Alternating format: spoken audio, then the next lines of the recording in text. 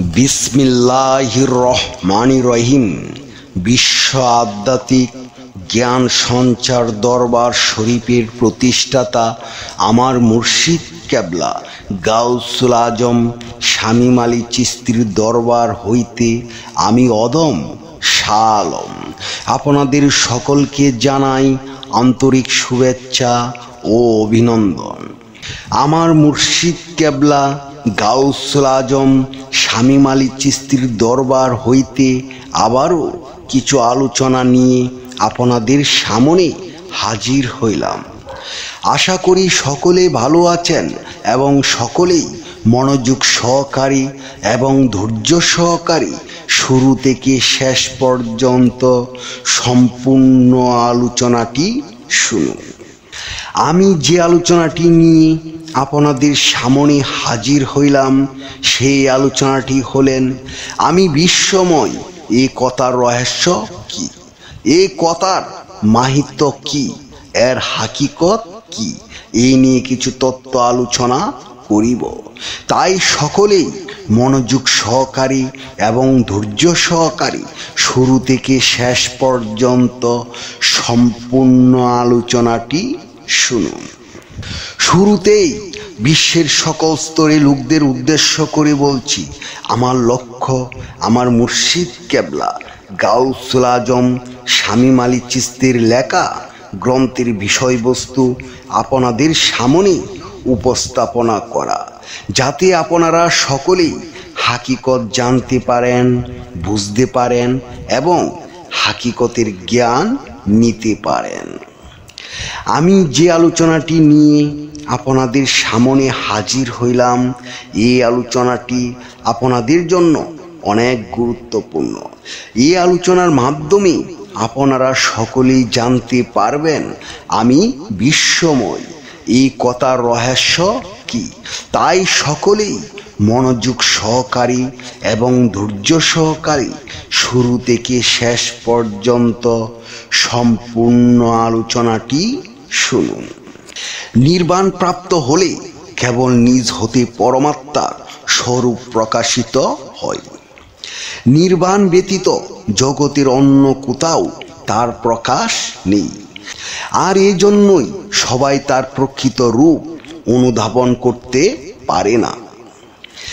আর করতে পারে না বলেই রূপক বা উপমার ভেদ রহস্য না জেনে কথাই ডুবে রয়েছে। তাদের এই অবস্থা সত্য হতে বহুদূরে, তারা কখনো সত্য অনুধাবন করতে পারবে না।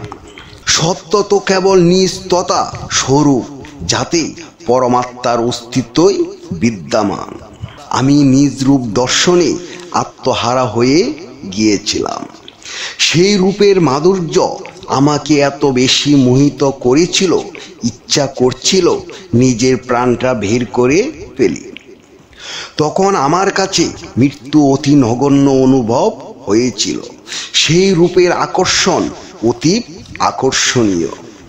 সেই আকর্ষণের টানে সেই যেন হৃদ হতে দুনিয়ার প্রতি অনাসক্তি জন্ম নিয়েছে।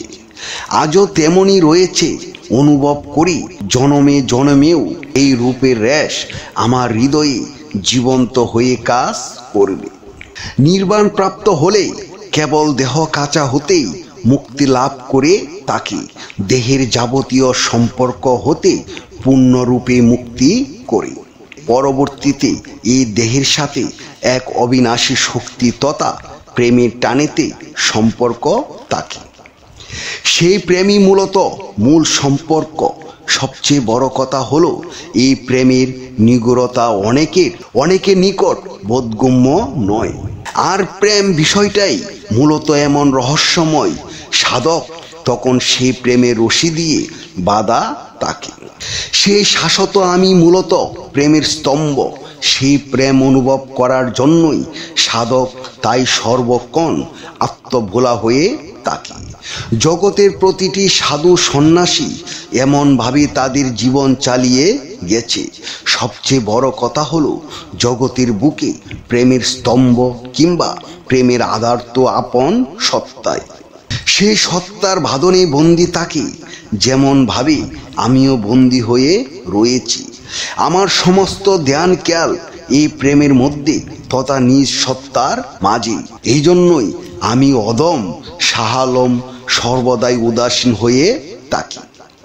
নির্বাণ প্রাপ্ত হলে দর্শন করিবে জগতে সকল চরিত্র অস্তিত্ব চেহারা বিনাশ তথা লয় প্রাপ্ত।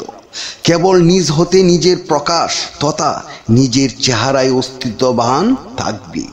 সেই অস্তিত্বের প্রকাশই হলো পুরো সৃষ্টি রাজ্য। মোহমায়ার বাঁধনে আবদ্ধ হয়ে রয়েছি বলেই সেই মর্ম উপলব্ধি করতে পারি না। মোহমায়া হতে মুক্ত হতে পারলেই প্রকৃত সত্য সামনে পরিষ্কার হয়ে যাবে। আর সেই সত্যই মূলত আপন পরিচয়। আপন পরিচয় পেয়ে সাধক বলে উঠে আমি অবিনাশী। তেমনি ভাবে আমিও আমার আত্মপরিচয় প্রাপ্ত হয়েছি নির্বাণ তথা ফানাতে। সেই পরিচয় মূলত পরমাত্মার পরিচয়, আর পরমাত্মা মূলত সৃষ্টির প্রকাশ, আর সেই প্রকাশই মূলত আমি বিশ্বময়। আমি বিশ্বময়। আজকের আলোচনার সর্বশেষ মূল কথা হলো নিজেকে চেনা জানা। নিজেকে জানা মানে শুধু নাম পেশা বা রূপ জানা নয়, বরং আত্মার উৎস উদ্দেশ্য ও শেষ গন্তব্যে পৌঁছানো। যে নিজেকে চিনতে পারলো সে তার রবকে চিনতে পারলো, আর যে রবকে চিনল সে প্রকৃত মুক্তি ও শান্তি লাভ করলো।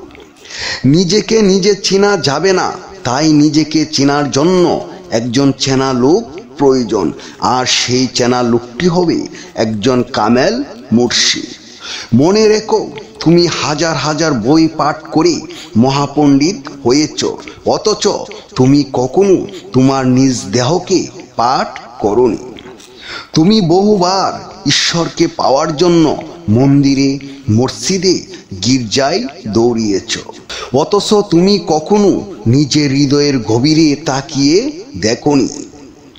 মনে রেখো, অপবিত্র আত্মা জমজমের পানি দিয়ে গোসল করলেও পবিত্র হবে না যতক্ষণ পর্যন্ত কামেল মুর্শিদের কাছে বায়াত গ্রহণ না করবে। মুর্শিদ ব্যতীত পরিশুদ্ধ হবে না তোমার অপবিত্র মন, কারণ পরিশুদ্ধ আত্মা বিনে মিলবে না তোমার স্রষ্টার দর্শন। আকাশ পাতাল খুঁজে কেউ পাইল না মাওলার সন্ধান, কামেল পীরের কাছে গেলে দেখাই তার আসল স্থান। হে বিশ্ববাসী, আমি সকলের উদ্দেশ্য করে বলছি, নিজেকে চেনা জানার জন্য অবশ্যই আমাদের একজন কামেল মুর্শিদ প্রয়োজন। যদি আপনারা কোনো কামেল মুর্শিদের সন্ধান না পান, তাহলে ইউটিউবে যাইয়া শামীম আলী চিশতি লিখে সার্চ করেন, তাহলে পেয়ে যাবেন কামেল মুর্শিদের সন্ধান।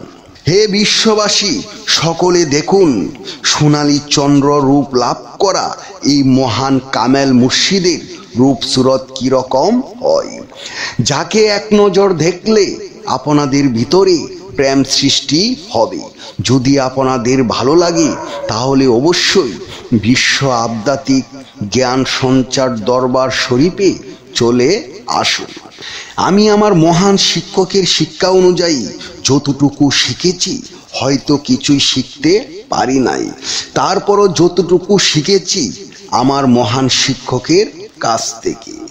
আপনাদের সকলের নসিবেও এমন শিক্ষক মহান আল্লাহ তাআলা দান করেন, যার ভিতরে কোনো অহংকার নেই, যার ভিতরে কোনো অহমিকা নেই, যার ভিতরে কোনো হিংসা নেই, ছোট বড় কোনো ভাজ বিচার নেই, সবাইকে সমান তালে ভালোবাসা প্রদান করেন। তিনি আর কেউ নন, তিনি হলেন সোনালী চন্দ্র রূপ লাভ করা আমার মহান পীর কেবলা জান গাউসুল আজম শামীম আলী চিশতি কামেলে মুকামেল।